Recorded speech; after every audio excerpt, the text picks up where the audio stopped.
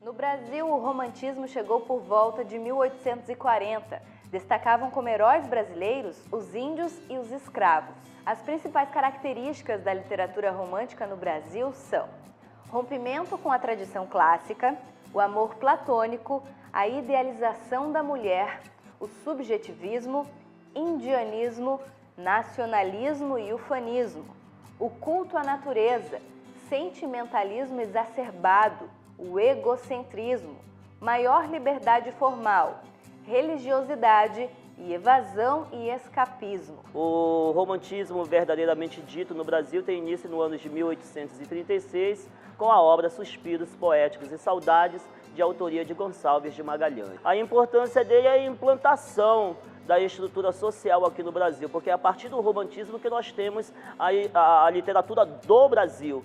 O romantismo é dividido em três fases. A primeira geração romântica é o nacionalismo e o indianismo.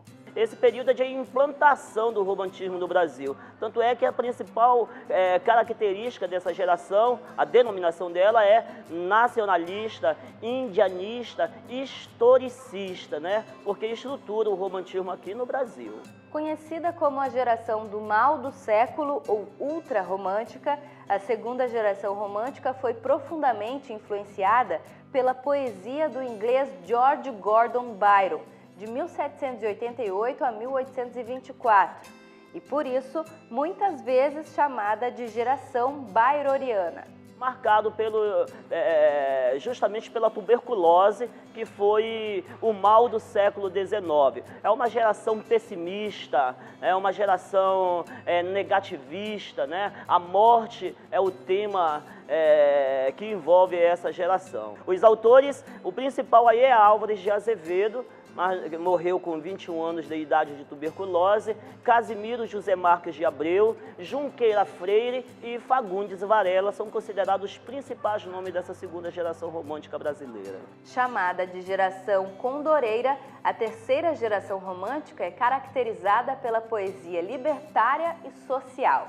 A terceira geração, ela é chamada do romantismo, é chamada de geração hugoana, né? Porque Victor Hugo foi o grande influenciador dessa geração, chamada de geração política e social, porque já não está mais voltada simplesmente ao eu interior, à subjetividade, e sim voltada para os problemas políticos e sociais, principalmente a república e a abolição. O principal representante dessa terceira geração aqui no Brasil se chama Antônio Frederico de Castro Alves. As características dessa segunda geração, dessa terceira geração, é a preocupação social, né? Chamada de condoreira, porque o condor, a águia, o albatroz são aves que alçam voo altíssimo e representam liberdade. As manifestações artísticas, culturais e literárias daquela época ressaltavam críticas a uma sociedade injusta.